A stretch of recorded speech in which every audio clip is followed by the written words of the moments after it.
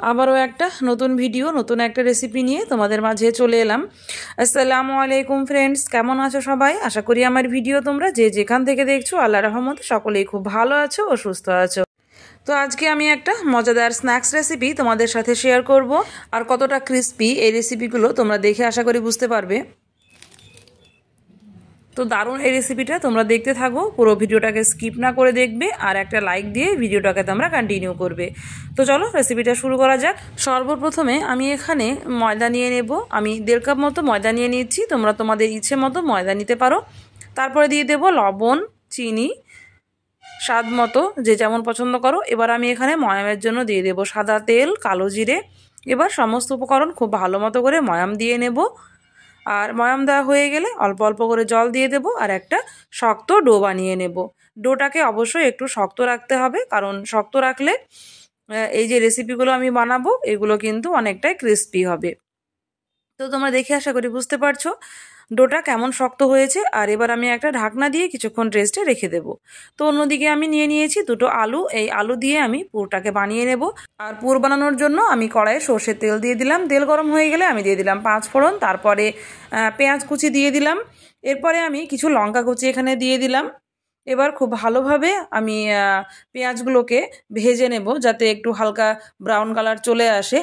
আর দেখো, খুব বেশি এখানে কিন্তু ভাজার প্রয়োজন নেই। পেঁয়াজ হালকা ভাজা হয়ে গেলে আমি এখানে দিয়ে দিলাম আলু, তারপরে দিয়ে দিলাম ম্যাগি মশলা, তারপরে জিরে গুঁড়ো, হলুদ গুঁড়ো, লঙ্কা গুঁড়ো। এবার খুব ভালোভাবে আমি আলু মাখা করে নেব সমস্ত মশলার সাথে মিশিয়ে। আর এবার দেখো আলুটা খুব ভালো মতো করে মাখা হয়ে গেছে। আর সবশেষ আমি এখানে দিয়ে দিলাম ধনেপাতা কুচি। তো তারপর সমস্ত উপকরণ আবারও একটু নেড়ে দেবো। আর তারপরে একটু নাড়াচাড়া করে আমি গ্যাসের ফ্লেমটা বন্ধ করে দেবো। আর একটা জিনিস, আমি লবণটা দিতে কিন্তু ভুলে গিয়েছিলাম, তাই শেষে আবার লবণটাকে দিয়ে দিলাম।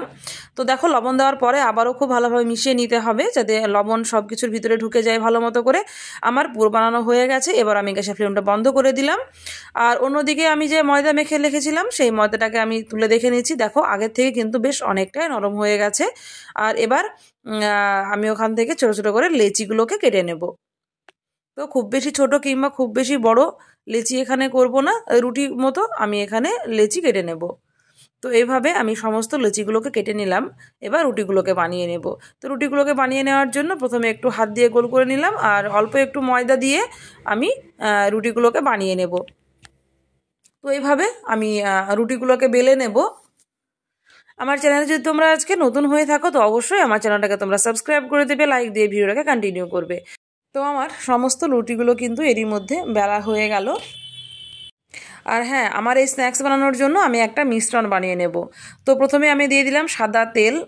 আর এখানে আমি দিয়ে দিচ্ছি ময়দা 4 চামচ মতো। আর তারপরে আমি 2 থেকে 3 চামচ দিয়ে দিলাম কর্নফ্লাওয়ার। এবার সমস্ত উপকরণ খুব ভালোভাবে আমি মিশিয়ে নেব। আর হ্যাঁ, এই যে আমি স্ন্যাক্সটা বানাচ্ছি এগুলোকে আমরা কিন্তু মিনি প্যাটিসও বলতে পারি। তো যেহেতু আলুর পুর দিয়ে আমি বানাবো তো ঠিক ঘনত্বটা এমনই হবে।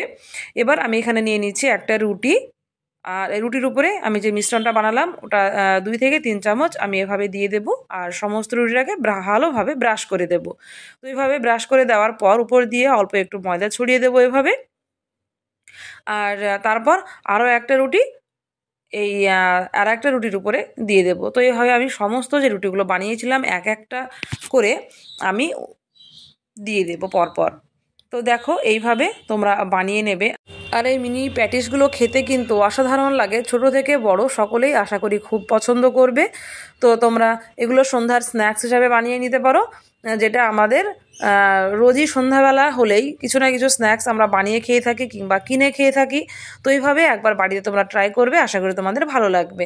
তো সমস্ত রুটি যখন আমার এভাবে একটার উপরে একটা দেওয়া হয়ে যাবে, তারপর আমি উপর দিয়ে এভাবে ময়দা ছড়িয়ে দিলাম। আর এবার সমস্ত রুটিগুলোকে একসাথে একটু বড় করে বেলে নেব। তো খুব বেশি প্রেস করে বেলা যাবে না আর খুব বেশি পাতলাও করা যাবে না। তোমরা পুরো ভিডিওটাকে স্কিপ না করে দেখবে, তাহলে ঠিকঠাক মতো বুঝতে পারবে। এবার আমি আবারও এই রুটির উপরে মিশ্রণটাকে লাগিয়ে দিলাম। তো ভালোভাবে রুটিতে এই যে তেলের মিশ্রণটা ব্রাশ করা হয়ে গেলে রুটিটাকে ভাঁজ করে নেব। তো কিভাবে ভাঁজ করছি পুরো ভিডিওটাকে স্কিপ না করে দেখবে, তাহলে তোমরা সঠিক প্রসেসটা বুঝতে পারবে। তারপরে আবারও উপরে আমি তেলের মিশ্রণ দিয়ে দেব। তো এইভাবে উপর দিয়ে ময়দা ছড়িয়ে দেব, যাতে লেয়ারগুলো ঠিকঠাক মতো থাকে।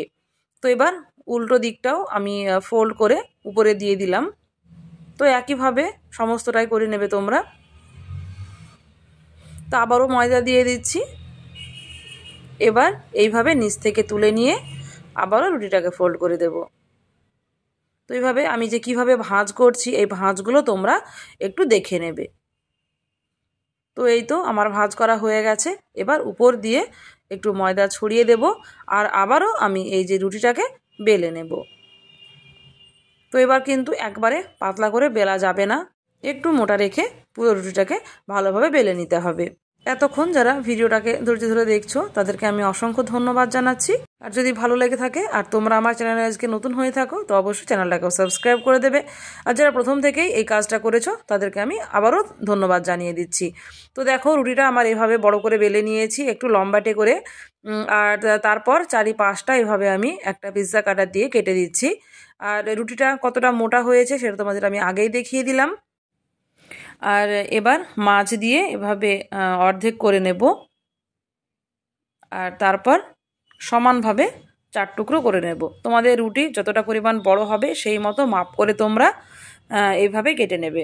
তো প্রসেসটা তোমরা ঠিকঠাক মতো দেখলে বুঝতে পারবে কীভাবে করতে হবে। তো যেহেতু আমি মিনি প্যাটিস বানাবো তো সেই জন্য অবশ্যই প্যাটিসগুলো খুব ছোটো ছোটো হবে। তো এভাবে একটা আমি লুচি নিয়ে নিলাম আর তারপরে আমি একটু পুর নিয়ে নিলাম। পুরটাকে এভাবে হাত দিয়ে গোল করে দেব আর তারপরে একটু প্রেস করে মাঝে বসিয়ে দেব। তারপর আমি এখানে একটা ডিমের কুসুম নিয়ে নিয়েছি, সাদা আর কুসুম অংশটা আমি আলাদা করে নিয়েছি ডিমের। আর শুধুমাত্র আমি কুসুমটাই ব্যবহার করব। তো কুসুমটা দেখো পুরের চারিদিকে আমি কিভাবে লাগিয়ে দিলাম আর তারপর পুরো প্যাটিসটাকে আমি এভাবে ভাঁজ করে দেব। আর ভাঁজ করে দেওয়ার পর যেখানে পুরটা আমি লাগিয়েছি তার চারিদিকটা এভাবে একটু লক করে দেব। আর কুসুমটা দেওয়ার কারণে কিন্তু এই যে এভাবে আমি লাগিয়ে দিচ্ছি, এটা কিন্তু ভেজে নেব যখন আমি প্যাটিসগুলোকে তখন কিন্তু আর ছেড়ে যাবে না কিংবা পুর বাইরে বেরিয়ে আসবে না। তো এইভাবে আমার একটা করে নেওয়া হয়ে গেল আর বাকি সমস্তগুলো আমি একইভাবে করে নেব। তো আমার দেখো এখানে সমস্ত প্যাটিসগুলোকে আমি একইভাবে করে নিয়েছি। তো এবার আমি কড়াইয়ে তেল দিয়ে দিচ্ছি আর তেলটা যখন একটু গরম হয়ে যাবে তখনই আমি প্যাটিসগুলোকে ভেজে নেব। তো তেল অবশ্যই মিডিয়াম টু হাই আঁচে রেখেই এগুলোকে ভেজে নিতে হবে।